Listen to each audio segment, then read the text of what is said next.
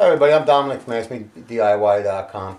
In this video I want to show you how to fix one of these holes that I'm sure everybody's seen one of these before, the hole in the sheetrock. I got this product, the drywall plug.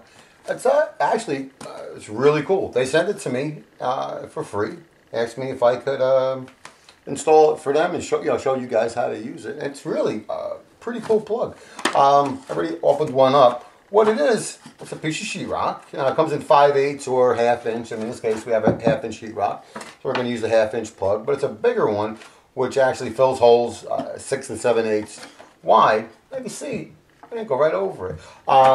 It comes with a paper on it, which I really like because it's round, opposed to if you were doing a so-called blowout patch or different types of patch, you're going to have square edges on it.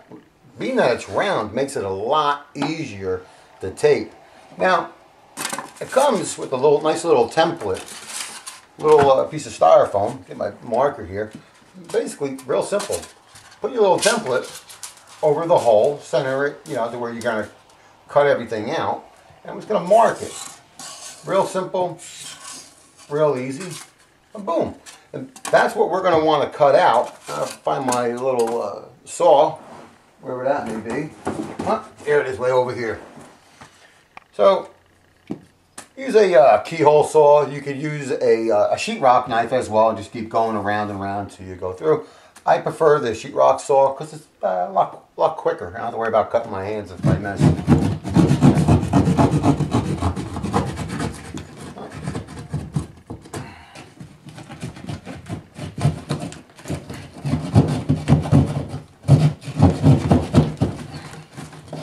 Make sure you don't cut any wires in there, by the way.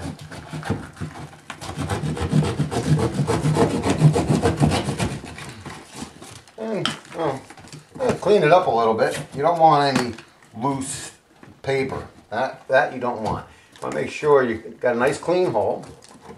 Anything like you see like this piece in here. Well, just take that out. Go around. So now we got our hole. Let's dry fit the plug. Now, of course, again, it's paper, right? The hole you cut is the same size of the sheetrock that's connected to the front of it here.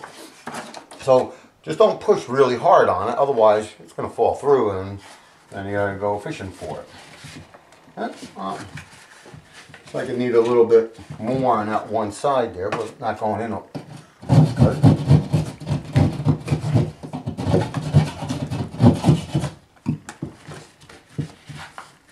And maybe a little bit more. I'll give it a little mark against this here. A little harder for you guys to see. Oh, you can actually see that. See? I'll cut that out because I didn't do such a good job the first time around. Should have went a little bit bigger. Okay, that fit right in. Now look at that. Boy, it almost looks done, huh? Okay, now what we're going to do, we're going to get our joint compound, or spackle, but joint compound is really the name you're looking for. We're going to put a little on the paper on this side, and put a little on this side. Now with joint compound, you don't ever just want to take it out of the bucket and start using it. Always mix it up a little bit. It's going to bring the cream up of the joint compound, and the cream is what makes things really smooth and easier, and it helps stick it to the wall. All right? Stop. Alright, now like if you were taping a corner or a flat surface of the sheetrock, you wouldn't add the joint compound to the tape and then the wall. I mean, you just have a huge mess. But with these drywall plugs, it went and added quite a bit of the joint compound to the edge. Basically, so when this joint compound and the sheetrock of the plug here hits the existing, and that dries, that's going to make a better bond to it. So that's why went and did that, and then just go around the edge with my humongous knife, because I don't know who took my smaller one. So for the sake of it, I'm just going to tell you, I'm using a big jumbo knife here.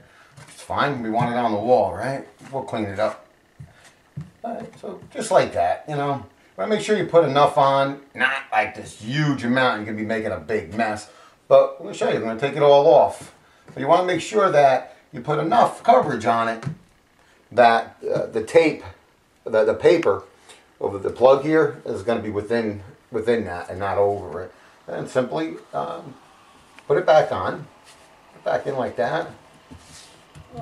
Well, right now it looks pretty nasty. I don't know what looked better, the hole I had or what that looks right now. Again, with your knife, make sure it's nice and clean, and then just go around it. I mean, I think this really makes, a little dry there. And that's why I like these things. I like the whole idea of it, because you don't have those sharp edges with the tape that would fold in. I mean, it's really kind of cool. So now you got this thing pressed in pretty good on. You see I got little wrinkles here. Well, just go against that, you know, using some pressure. Just don't put the pressure in the center of the plug, because there's nothing holding it there yet until the stuff dries up. Just go around. I mean, you know, look at that. If you do a good enough job, boy, you're not going to be working on this for long. Wow. Pretty good. So you know what? For giggles, I'm going to go ahead and add some more joint compound to it. Normally, with something like this, you're gonna go a couple stages. You're gonna go one coat, put another coat on, and a third coat. But I want to speed things up a little bit for myself and for the video. So let's just say, for argument's sake, this is the first coat, and I gave it, you know, some time, and it dried up nice. And then I'm gonna go put my second coat on. But I want to put it on, you know, heavy. I want to make sure I get a good coverage. I'll be real gentle, because I don't want to push that plug in. A little bit more mud right there. But again, really, really, really gentle. I don't want to push that in or, you know, make it look bad. And this is where the big knife comes in handy when you're doing something like this, because you got a lot more coverage on it. You can see I'm just trying to fill that in gently. Just gently. I tell you, I think this is a really great idea. And it's nice and it's round. So that's how we're going to be doing, you know, all the mud work here. We're going to be going around with it. That's not bad. I mean, for our first coat, you know, I like that. That's basically pretty good. It looks alright. I mean, you're not going to go put paint on this thing right away.